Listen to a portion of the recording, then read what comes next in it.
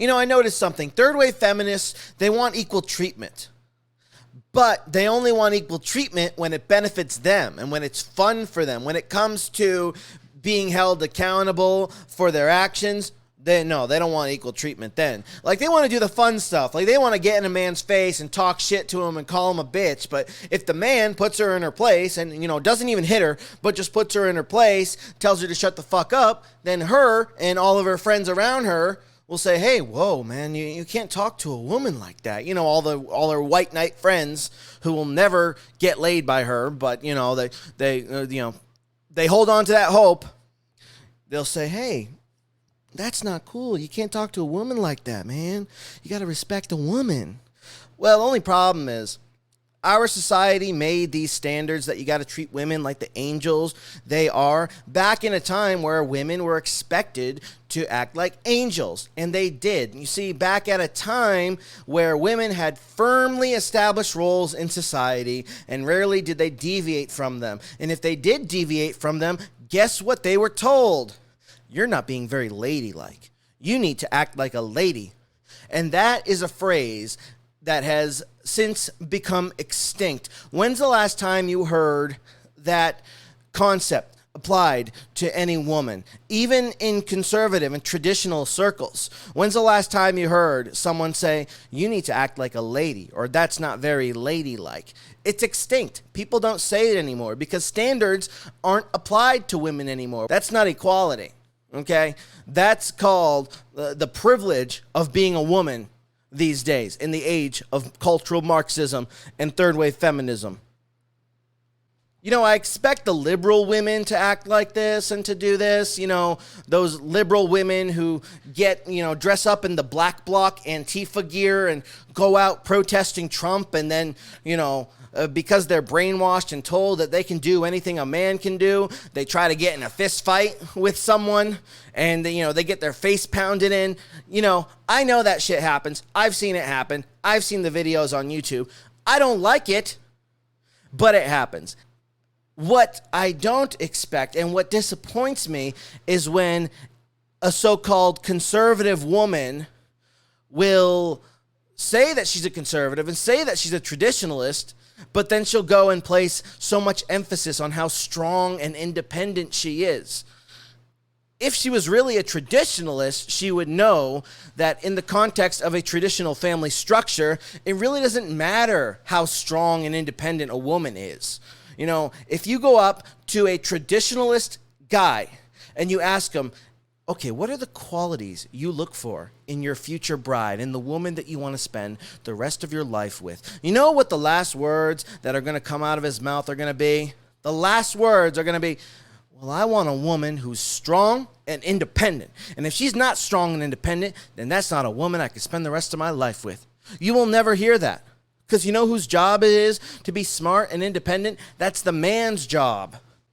And that's what third wave feminism is all about today. It's not about the women. It's not about embracing womanhood. It's not about embracing femininity. You would think because the root word of feminism is feminine, that it's all about raising up the woman. Because that's what they make it seem like it's about. And it used to be about that. But third wave feminism, modern feminism, is about getting women and encouraging them to embrace their masculine traits.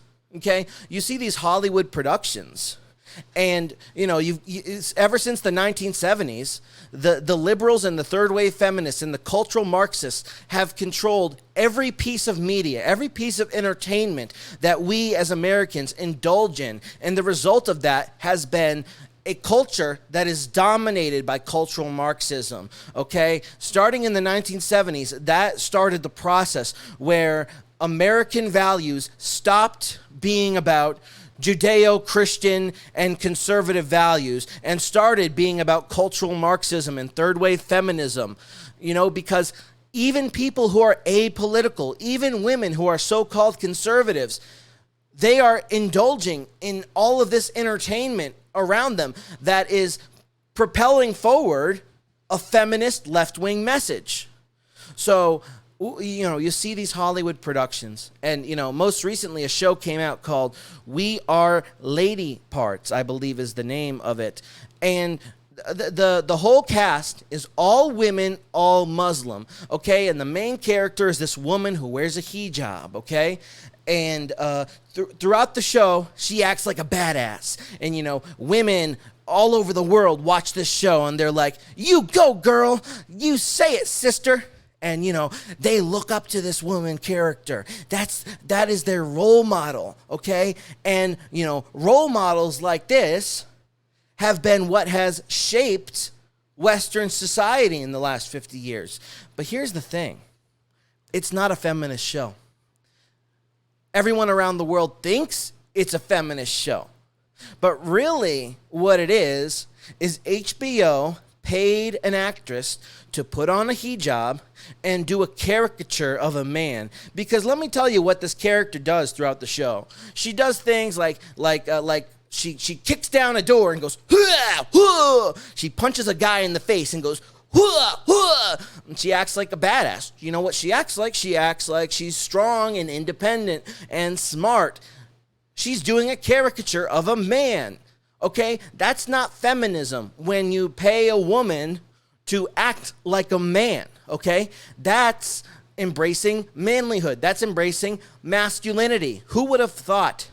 Who would have thought that things would get so ass backwards in our society, that the feminist movement was all about embracing masculinity, but embracing masculinity within women, okay? Because here's what also third-wave feminists like to do. They like to tell the men that when you display too much masculinity, that's something called toxic masculinity, and that's bad. And you need to suppress your masculinity, because you know what else toxic masculinity is? It's white supremacy. So if you're too masculine, you're a white supremacist. You're literally Hitler, so you gotta repress that. And you know what? That's also worked. If you look at the testosterone levels of men these days, of millennial men and Gen Z men, they have the lowest testosterone levels in recorded history, okay? They have the testosterone levels at age 30 that the boomers and the generation before them had at age 90, okay? Our men today have record low levels of testosterone, and that is a crisis. There is an attack on masculinity among men and femininity among women. So the dominating grip that cultural Marxism has on our society has led to big problems for the millennial and Z generations. Among these two generations, you have record low levels of testosterone among men. You have record high levels of reported anxiety, depression, and diseases of despair, such as addiction. You have record low levels of military eligibility. Now, what does this tell you? Looking at this data, looking at the objective data, what does it tell you about the state of mind that these people are in, that the millennials and Gen Z are in? It tells you that they are unhappy, that they are lacking meaning, that they are living with voids that they need to fill, and that they don't know how to fill. And all of this is a result of cultural Marxism. It's a result of adopting the left-wing values and turning a cold shoulder to conservative, traditional values. As soon as Western society adopted left-wing cultural Marxist values and left behind traditional conservative values, that's when people started to get less happy. That's when all of this stuff started to happen. So young people these days go through life feeling a lack of meaning, feeling empty, living with a void in themselves. Well, the liberal elite tells them that the reason you feel this way, guys, is because of Trump and because of white supremacy and the patriarchy. So if you want to feel happy, you need to pick up that megaphone and go protest white supremacy and Trump and the patriarchy. So these people want to feel happy. So what do? They pick up a megaphone and they go, Donald Trump bad, Orange Man bad, Trump is responsible for everything wrong in my life. And the rally's over. They go home that night. They look themselves in the mirror and they say, you know what? It felt good to go to that rally, but I'm still miserable. I'm still miserable. So, you know how the leftist liberal elite responds to that? They say, well, you know what? You're still miserable because you didn't protest enough. You need to protest the patriarchy more. You need to double down and do it more. And what did the cultural Marxists do? What did the millennials do? Well, they listen. And so they grab a bigger megaphone and protest more. And they always still feel miserable, you see, because our millennial and Gen Z generations, they don't know what it's like to have delayed gratification, to have a sense of long-lasting love that takes time to build, that takes time to build up. They only know about short-term rewards. They know about the short-term gratification that one gets when they get a text message, or when somebody likes a social media post, or when when they get a match on Tinder, or when they have a hookup, a one-night stand, or when they go and protest Trump. They only know about these short-term rewards because our society is full of these instantly gratifying experiences, but void of the longer delayed gratification experience, like getting married, having children, building a family over time, saving up for a down payment on a house, and then finally buying that house and being able to call it your family home. All of this came with traditional conservative values. And you see, the leftists, they listen to the narrative that tells them that they're just not happy because of the patriarchy and white supremacy.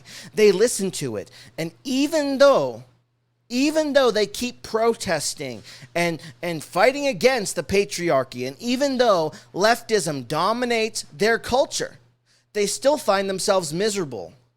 And unfortunately, I don't think they'll ever have an open enough mind to understand that the reason they are miserable is because of the lifestyle they have adopted and because of the society they live in. I don't think they will ever have an open enough mind to look back into the past and see that the people of the 1940s in the baby booming era were so happy, and they were the epitome of the American dream, and that all of that ended as soon as cultural Marxism started to dominate. I don't think they will ever have an open enough mind to accept that reality, because the liberal media will always continue to brainwash them into thinking otherwise. So I believe that these people will be miserable until the day that they die. And until that day comes, they will stop at nothing to destroy Western society and to watch it burn,